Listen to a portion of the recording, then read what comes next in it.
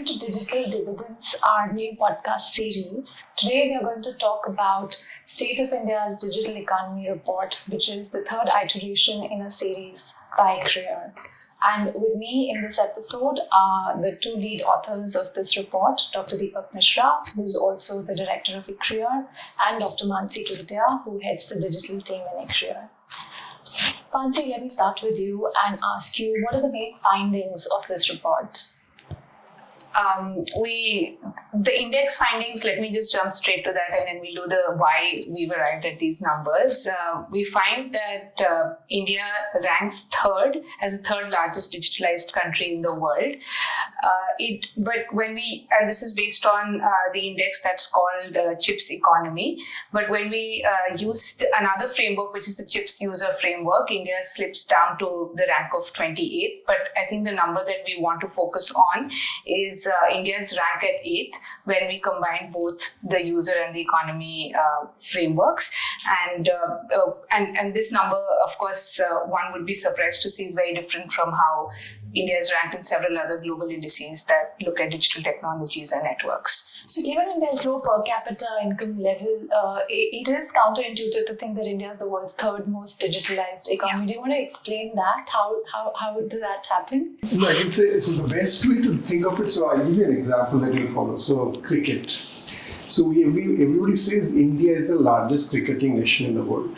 How do you measure it? It's by number of people playing cricket in India. So the largest number of people playing cricket in the world is in India. So it's you don't say the largest percentage of population playing cricket in India or in the world. So you don't compare how many people play cricket in India versus what's the population. Right.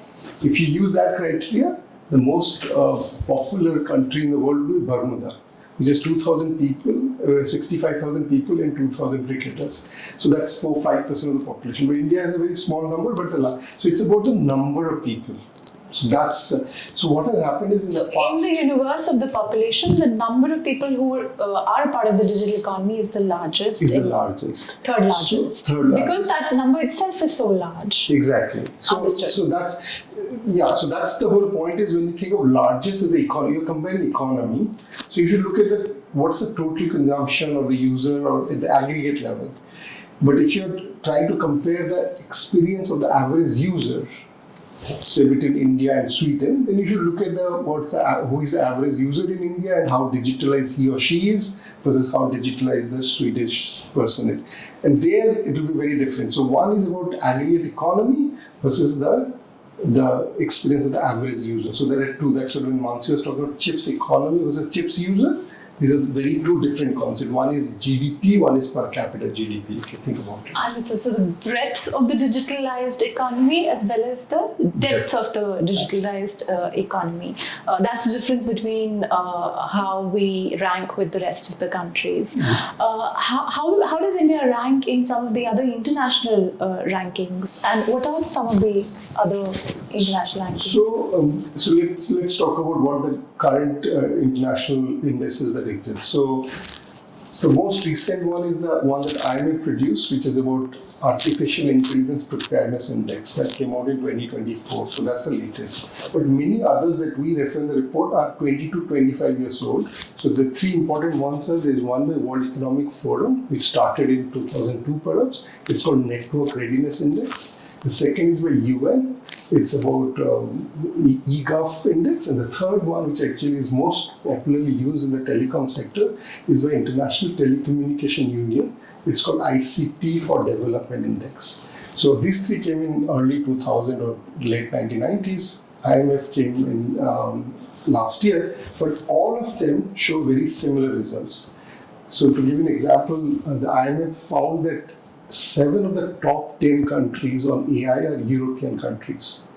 And you say, why is Europe showing up? And China is 30, India is 70, Indonesia is 70. US is in the top 10.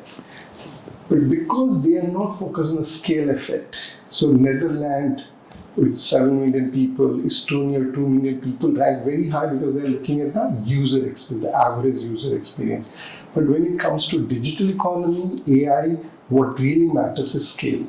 Because And so data, numbers, more the data, the network better. effect. So the more people are there, the more chances. And of course, in AI, data becomes very important. So in that sense, we feel that they get that wrong by completely ignoring the scale effect. Absolutely, completely they ignore it. And we take scale, so both breadth and depth, they combine it, and we produce something called chips combined, which is where India is ranked 8th in the world. So, what you're saying is that our ranking system methodology is sort of taking care of some gaps in the assessment methodology of the other international ranking systems.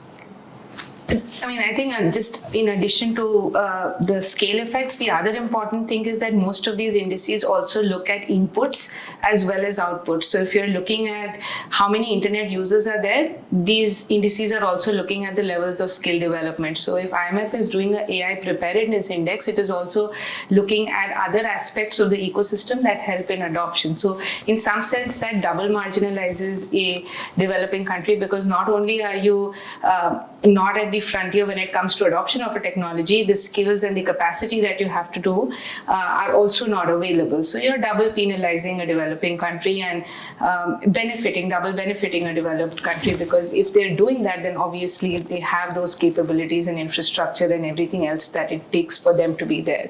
So we try to carve out only outcomes in our index to the extent possible. There can be a few handful of indicators that one may think, oh, should I look at it as an input or an output? But to the extent possible, it's an outcome dominated indicator list, so that there's no double counting for any country.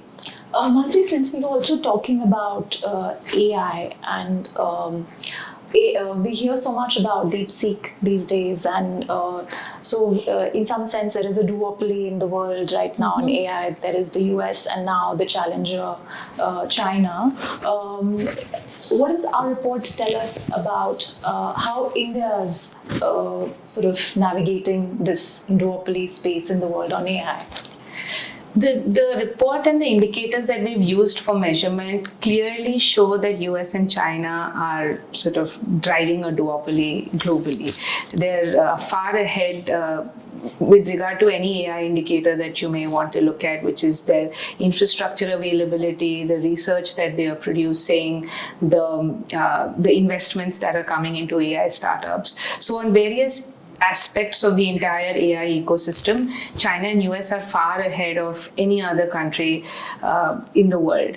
So there is a sort of a duopoly. Where India fits in is not that, the AI ecosystem is completely absent. That would be wrong to say, but there's a lot of ground for India to still cover. And from the recent announcements in the budget, all the policies that have come from METI in the last 1 or 2 years are really focusing on building AI capabilities. And they've taken a multi-pronged approach in the AI mission, which is looking at infrastructure, research, and use case building, which is the commercialization aspects of it. So there is an opportunity, and that opportunity will also come from India trying to work together with other countries, because I think at this point all countries are so far away that by themselves it's unlikely for them to be able to reach to where US and China are. But together, and there may be interest in countries collaborating, you can already see that happening across countries. What are the policy implications of the side report? Is there anything that policymakers can pick from it? Yeah, there's a lot. Actually, the report looks like a very quantitative piece of research, which basically benchmarks India with the rest of the world on 47 different indicators. But actually, behind these numbers, there are stories and there are policy implications. So one, to give you the AI story. So if you just look at the AI map and say, okay, China and US are far ahead and there's a bunch of countries which are behind, which are the countries where they have more infrastructure but they don't have enough research output, which means they are underutilizing infrastructure? Those countries are Singapore and Korea. So to me, India lacks infrastructure, but India has a lot of human capital research capability. But so in that sense, a partnership with Singapore and Korea would make a lot more sense because they have the infrastructure, we have the kind of researchers. Whereas if you compare, say, let's say France and India, there is no particular synergies between. France has actually been one of the European countries which started to do much better so it shows up in our data that they have improved their position. But when it comes to AI, there's very little AI investment on startups and AI investment in France. Actually, India does better than France on that. So the synergies are much less. So in a sense, I think if you look at the data and the cross-country comparison, there's a lot of interesting things that you can find out. So another example I'll give you is how to use chips as a policy tool. So if you want to say which area I want to focus on where I'm farthest from the global frontier, where there's kind of, in some sense, the maximum gain I can make at a marginal rupee that I invest. So you can start by looking at CHIP stands for connect, harness, innovate, protect, and sustain. And so first one is about connecting people, second is about using technology to harness for growth, jobs, and service delivery. Third is innovation, the frontier. Protect is about protecting a citizen from downside risk, and sustainability about green infrastructure for digital. So you can look at this and say which pillar I'm looking the weakest. So you can actually drive it down. So in India case, it turns out to be we are farthest from frontier on AI or on innovation among the 5 pillars. Then within AI, you say, okay, where am I weakest? So then it actually has 3 components: artificial intelligence, startups, and investment, and third is emerging technologies, AR, VR, metaverse, crypto. Within that, you find that AI is where we are the weakest.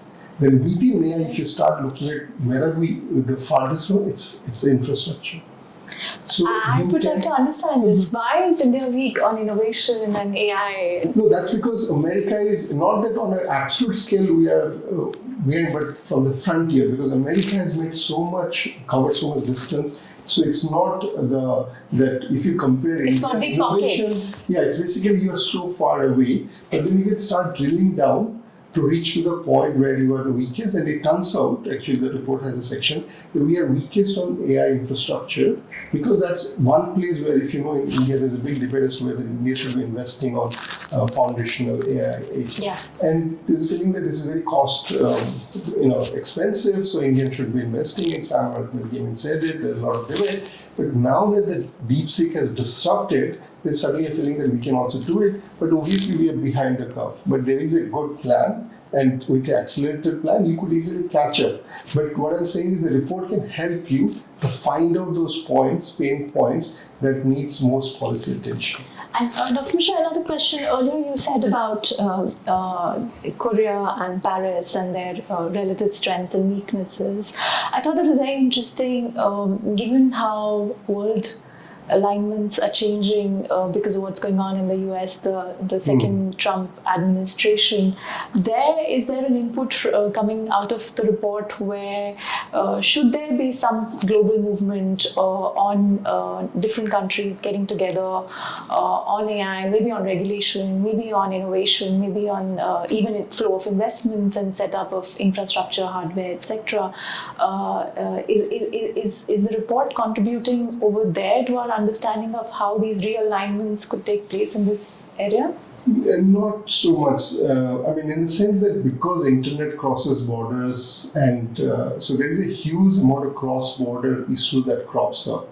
A different example I can give you is the fact that we find that 80% of the digital users for app or video on demand or social media, they all live in developing countries. And more than 80 to 90% of the production is happening in rich countries, which basically means that there is a huge imbalance geographically in terms of where the production points are and where the consumer points are. And this means massive implication for trade, for investment, for regulation. So if so America would not like to regulate much there because they are the producers, they're gaining out of it. Europe has very little production but a lot of consumers, so Europe wants to be the regulatory king in the world because of this. So even your policy choices are being dictated by where you are on the digital map. So the tech war is not just between China and the US. There are other sides to it, and like Mansi was saying before we started recording, that in India there's such a large number of consumers who are also producers because they contribute their data, such an important ingredient in all of this. Yes, if you look at the digital economy, a lot of it is done through content that is produced by the users, right? So the word that I was telling you was prosumer. So they're producers as well as consumers of digital services, and social media, YouTube, many of the LinkedIn, most of the social media, and even in other, in terms of video on demand or streaming of music, there's a lot of data that is being generated through usage, which in turn helps in the production of these services. And in that sense, developing countries, given the statistics that we find in our report on the large number of users that are in developing countries, they automatically become very important in the ecosystem for aspects of regulation, trade, as was mentioned, and more specifically, I think taxation. We talked about this a little bit in the report, but not elaborately, but the OECD new negotiations that are happening on Pillar 1 and Pillar 2 are exactly to address this topic, that those suppliers of services and technology are coming from the US, largely from the US, because China has a different sort of digital ecosystem, which is more walled, but where most of the consumers of big tech are in these developing countries, the redistribution of gains from technology have to happen, and that has to happen through a realignment of taxation policies and global taxation. So that's what we try to emphasize in the report, that the rising of the global south, if not so much in terms of producers of technology, but even consumers of technology, mean that there needs to be some realignment in how you are thinking about taxation, how you're thinking about trade, because you're importing these services. So the trade implications of that, and finally on regulation, because you want to make sure that the content that is being made available, the services that are being curated, the algorithms that are being deployed suit the needs of developing countries and their users. Can I just do a but quickly? So the only but here is that India is not a typical developing country on this particular case. So India is also the second largest exporter of digital services. So after Ireland. So in that sense, India is fairly unique among the developing world to being both a large consumer but also a large producer. So Indians have to actually think differently than, let's say, Indonesia or South Africa. And Mansi, one of the distinct features of Indian consumers is that the digitalization is largely mobile-led, which is different from how it is in developed countries. Yeah. Is that a blessing or is it a curse? I think it's been a pattern in most developing countries to use mobile-led connectivity because it's cheaper. Fixed line networks are harder to do because there's a lot of digging. The cost of that becomes very high. And in a country that have a very large geographical mass, it's even more difficult because you just have to cover so much area.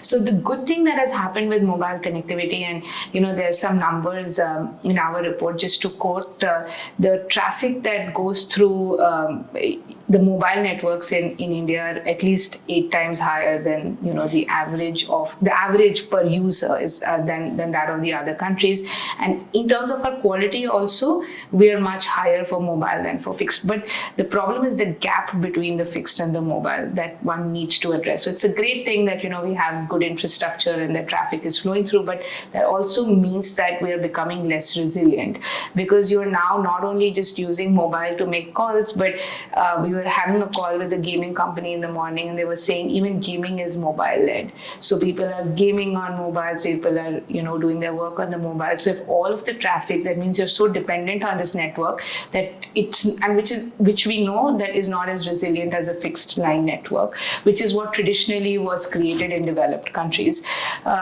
So I think there is a need for a balance, and very well reflected in recent policy announcements by DOT, where most of the focus has been on building fixed line infrastructure, especially in rural areas. Dr. Mishra, anything to add to what Mansi is saying? Yeah, I think on this one, I don't have much to add, but I think everybody should read the report.